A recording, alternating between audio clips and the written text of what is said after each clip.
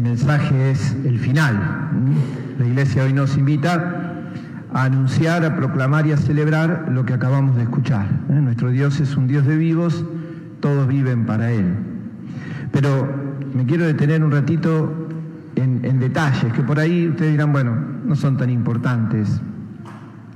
Pero a mí me parece que le dan un poquito de contexto al mensaje, sobre todo en el tiempo que estamos viviendo.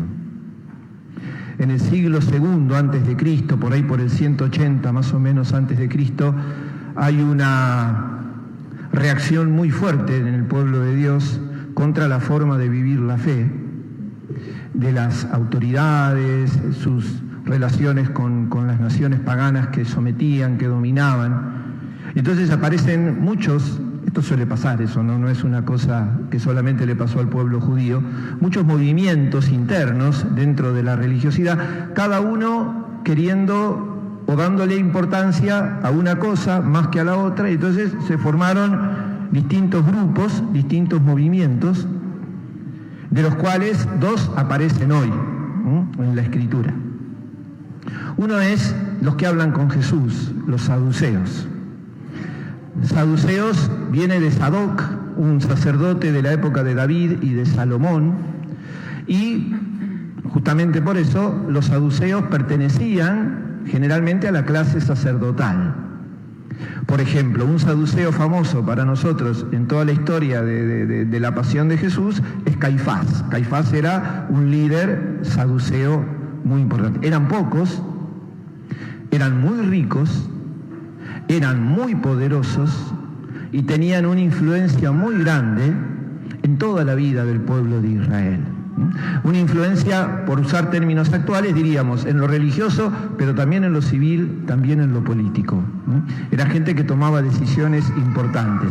Por ejemplo, eran los que manejaban toda la cuestión de la legalidad en el pueblo de Israel.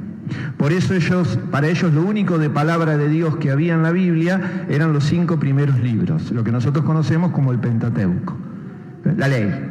Solamente la ley. Eso era lo único que era palabra de Dios. Negaban a los profetas, los salmos, los sabios, todo lo que formaba parte del Antiguo Testamento, ellos no creían. No creían en la resurrección, lo dice el Evangelio, no creían en la providencia, no creían en el amor gratuito de Dios. Esto de que Dios nos amó primero, esto de que cuando éramos malos Jesús murió por nosotros, cuanto más ahora de Pablo a los romanos, ni pensarlo, ni pensarlo. Entonces toda esta negación obviamente tenía que ver con su estilo de vida. ¿Para qué queremos la providencia si tenemos todo? Si podemos conseguir todo lo que queremos. ¿Por qué un amor gratuito si uno hace méritos cumpliendo la ley para que Dios lo ame? Yo no puedo esperar que Dios me ame primero. Yo tengo que ser bueno y como soy bueno Dios me va a amar. Esto era la vida de ellos. Esto era la vida de ellos. Hay autores judíos muy serios, muy interesantes, que dicen, en realidad no era un grupo religioso, porque la religión la usaban para justificar su modo de vida. Incluso cosas delicadas, cosas serias. Este es de ese grupo de gente que siempre es correcto, que siempre parecieran tener un perfil bajo, que jamás se van a manchar las manos con sangre, pero mandan a matar. Cuando Pedro y Juan en el libro de los Hechos le dicen a los sacerdotes, ustedes mataron a Jesús, y el sacerdote le dice, no nos hagan responsables de la muerte de ese hombre. Cuando fueron los grandes instigadores de la muerte de Jesús. Bueno, esto es así. Sería, para definirlo de una manera, porque existieron mucho antes y existen todavía hoy. La institución saducea duró 270 años más o menos, pero el espíritu sigue todavía. Gente que acomoda la fe a su gusto y vive la fe para justificar sus actitudes y sus acciones. Ese es el grupo que habla con Jesús.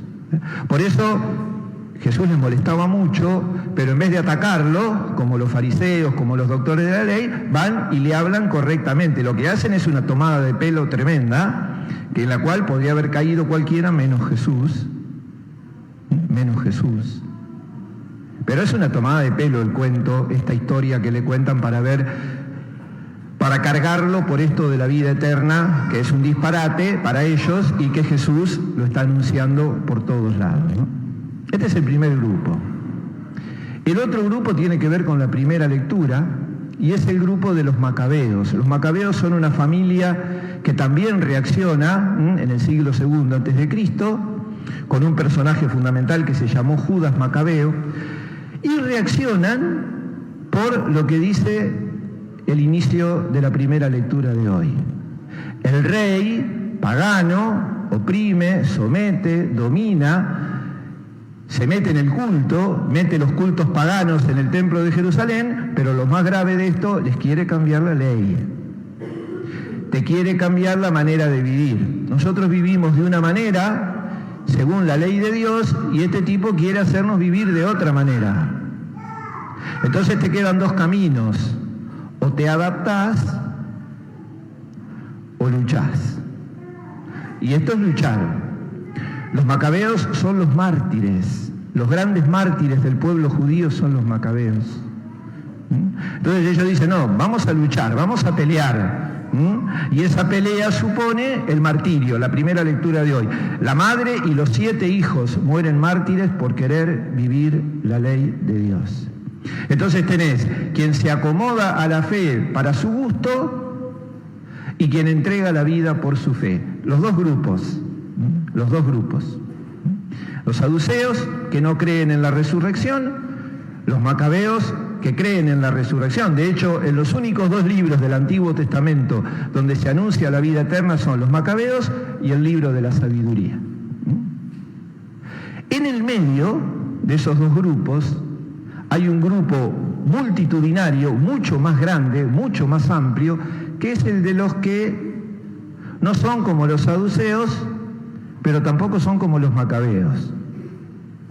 No usan la fe para su gusto, pero tampoco darían la vida. No se acomodan totalmente a lo que los sistemas le proponen, pero les parece demasiado precio dar la vida para cambiar eso, para transformar eso. Entonces, se enojan, sufren, rezan, reniegan, están en desacuerdo con la mayoría de las cosas que propone el sistema, pero tampoco va a andar dando la vida. Qué sé yo, además por ahí hay cosas del sistema que me convienen, hay cosas del sistema que no me molestan. Entonces tampoco vamos a andar arriesgar tanto, tampoco nos vamos a jugar tanto. Entonces quedamos ahí en una medianía, una cosa de ni frío ni caliente, ya sabemos lo que dice la Escritura sobre esa gente, y es la gran mayoría, o somos la gran mayoría. No estamos de acuerdo, pero tampoco nos vamos a jugar por transformar la realidad. Entonces, que la realidad siga su curso, nosotros nos mantenemos medio al margen, tratamos de no salpicarnos, y punto, y que la vida siga su curso. Entonces, no somos de los que usan la fe, no somos de los que se juegan por la fe. No somos nada.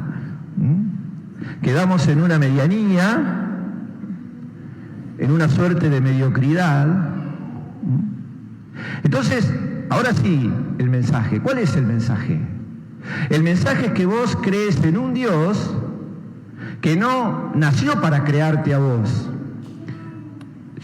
Dios no nació el día anterior a que yo nací, entonces me creó y después que yo me muera, Dios se muere. Dios es eterno, Dios existe desde siempre, existe para siempre, es el Señor de la vida, es el Creador, es el que decide por nuestra vida, es el que alimenta constantemente nuestra vida, es el que ama y valora nuestra vida mucho más que nosotros mismos, y que encima de todo esto, como nos ha preparado una vida eterna. No creer en la vida eterna es no creer en Dios. Disculpen, ¿no?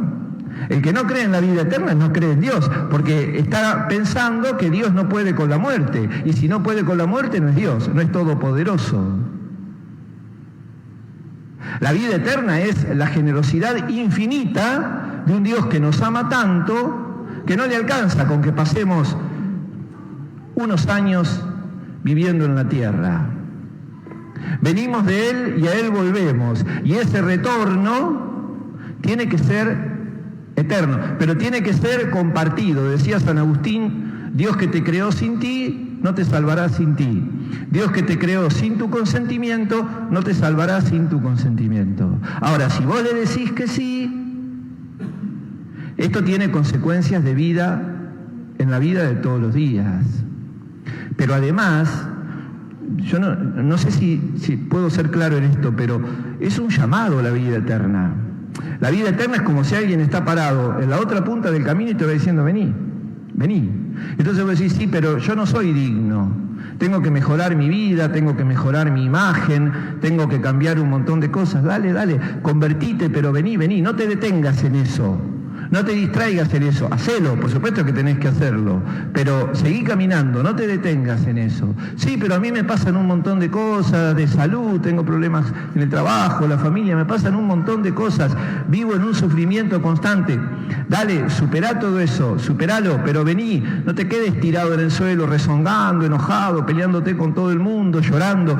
Vení, vení, vení que te estoy llamando. Y me peleé con fulanito y me peleé con menganito y son personas a las que quiero mucho y ahora estoy muy mal. Bueno, reconciliate, es fundamental reconciliarse, dice Jesús en el Evangelio. Ponete de acuerdo con tu adversario mientras vas de camino, pero no dejes de andar. Vení, vení.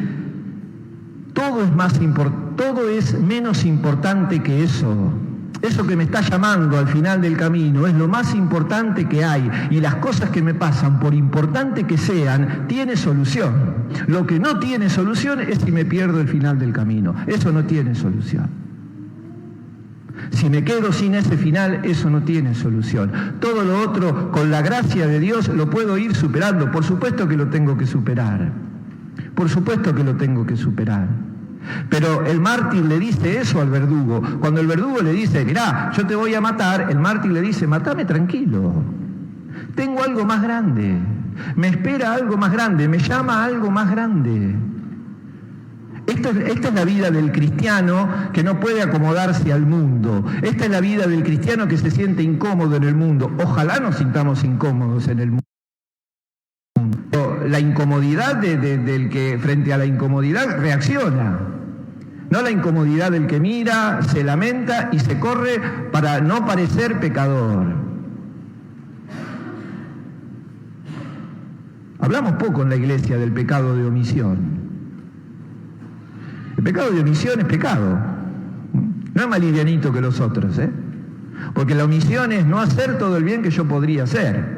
No poner al servicio de los demás los dones que tengo que poner al servicio de los demás. No poner al servicio de la comunidad los carismas que debo poner al servicio de la comunidad. No hay que elegirlo esto. Esto es algo que viene de Dios y está para eso. Entonces, hay algo que nos está llamando. Ponele al final del camino, en la plenitud, ponele el nombre que quieras, pero hay algo que nos está llamando, alguien que nos está llamando. Es el mismo Dios que nos regaló la vida. Y es un Dios de vivos, no de muertos. Cualquier cosa que nos paralice en la tierra nos hace parecer muertos. Tenemos que avanzar, y avanzar cambiando, y avanzar convirtiéndonos, y avanzar transformando las realidades que nos tocan vivir, y avanzar sumando a otros que no conocen esto, que no saben de esto. Todos viven para Dios. Qué belleza, qué expresión hermosa de Jesús, y nadie lo sabe mejor que Jesús esto. Todos viven para Dios, todos somos importantes para Dios. Nos llama desde la plenitud, vamos, y démosle a cada cosa que vivimos el valor que tiene, pero no más. No nos quedemos paralizados y arrastrados en las situaciones difíciles que nos tocan vivir. Vamos hacia Dios, vamos hacia esa eternidad, viviendo como Él quiere, en la más absoluta fidelidad a su voluntad, pero sin detenernos nunca. Termino con las palabras de Pablo, el final de la carta a los tesalonicenses. Que Dios los encamine hacia el amor de Dios Padre y les dé la perseverancia de Jesús. Que nos encamine, que nos lleve, que nos llame y que nos lleve, perseverando en Jesús. Perseverando en Jesús. Acercarse a Jesús es fácil, perseverar no. Por eso ahora vamos a venir y lo vamos a comer, porque si no lo comemos es imposible, porque sin su gracia es imposible. Perseveremos en Jesús, caminemos hacia Dios Padre, y en un mundo tan difícil, tan hostil como el que vivimos, sintamos la fuerza de su amor, la fuerza de su presencia y ese llamado bellísimo y lleno de misericordia que nos hace para gozar eternamente de su plenitud. Rezamos el credo. Creo en Dios.